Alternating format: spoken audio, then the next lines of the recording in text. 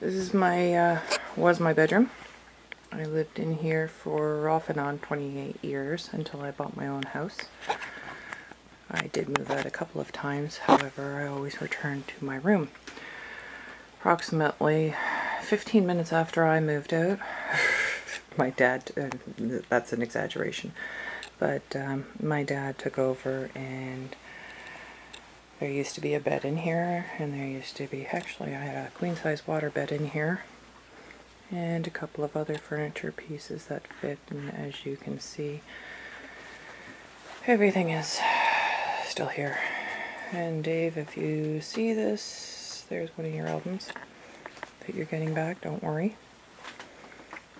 I thought I'd take a few more minutes of this time and while I'm here still and take a bit more video. It's coming down our stairs into the basement. We've got beds. I'll try to turn on the light. I haven't covered this area yet in my videos. This is the basement space, and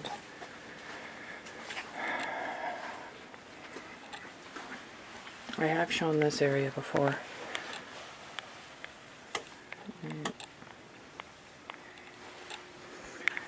This goes in all the way.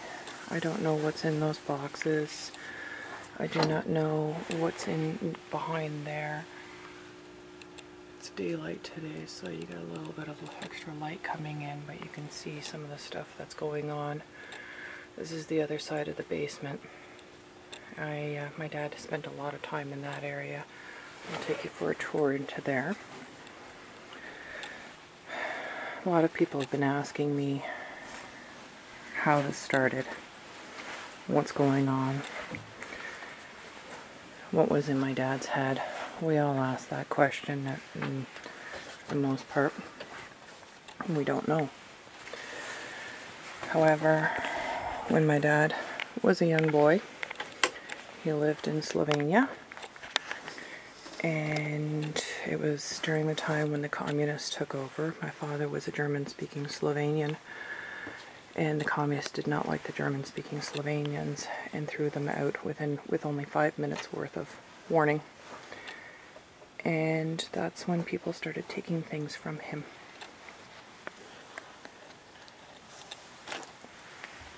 They say that hoarders have a strong sense of loss, and they need to keep everything they find. It's been disputed whether or not hoarding is a mental illness. I lived my life with my father. It was definitely a mental illness that was occurring here. Unfortunately, he was raised in a time where if you showed any kind of weakness or imperfection, illness, you would be killed for it. He was in Nazi Germany after he left Slovenia. He was in the German army. They were forced to. They had no choice. My dad didn't want to.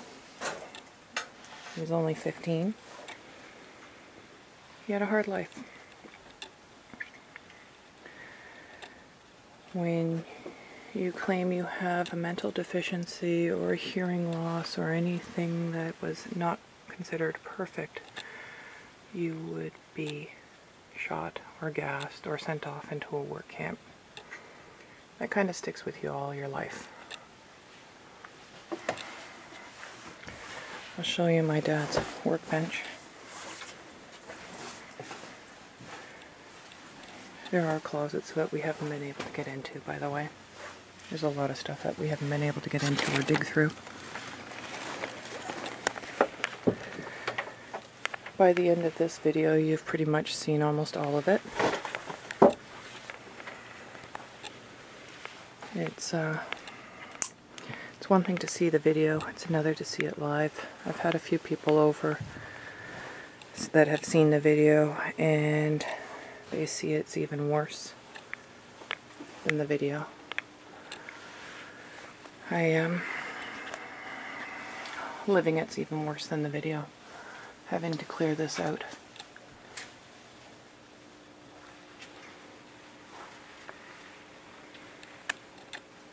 There are things that are important to me that I'm looking for. Things that belong to other things. Like, for instance, I was a performer in Bells. Oh, look, there's a motorcycle fender up there. I believe it goes to a CB125 Honda. Anybody who wants it, let me know. Offer me a price, please, because I can't just give everything away, apparently. There's an old stereo. Plays 78s, another radio. I don't know what's in the steamer trunk, but I'm pretty sure there's going to be some surprises in there too. And there's antique lockers. Some of this stuff is valuable, most of it's garbage. I'm finding out that, oh yeah, there's the toilet that was left. Back in the early 70s, my father decided to take out the shower of this bathroom that was here. And he said he was going to fix the whole entire bathroom. Well, what he did was, as time went on, walls came down, fixtures came out, nothing got fixed. So now we are left with a toilet. I don't know if you can see it in this light, but plumbing's still there. Here we have the back part of what was his work area, his workspace, and it just continues on and on. If you have any questions, how am I dealing with this? I have a breakdown regularly. If you have any questions, you can feel free to ask. If you have any comments, feel free to state them. Everybody's got suggestions on how to deal with this. All we can really do is deal with it one bite at a time, the best we can. We've had garage sales. We have a scrap metal guy now. He's just doing the exterior. I need to deal with this. All of this, pretty much hands-on myself. It's, unless, you know, you got some kind of professional advice. Somebody who's willing to donate their time and energy. Because, I would love to pay professionals to come in here and take care of it almost overnight. However, my dad left enough money to take care of my mom for 1 year if something should happen to her, and to pay for the funeral costs if she should die. Yeah, well, we know we all do die, but unfortunately, as far as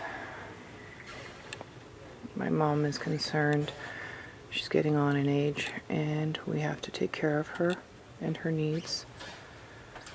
Some of it includes funeral costs, and we already judged by today's standards it's $20,000 to take care of that.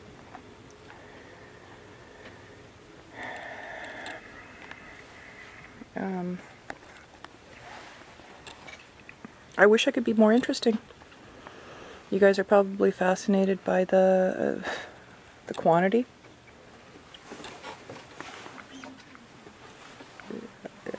I find it overwhelming. Psychologically, it's putting a huge strain on me. It's very stressful. I am very angry. I'm overwhelmed.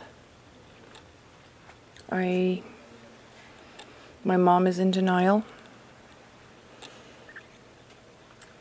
Some of us are procrastinating. I am procrastinating because I just feel so negative when I come here. I am ready to snap any given moment. This is how to eat an elephant. One bite at a time. As Ken is chewing up something.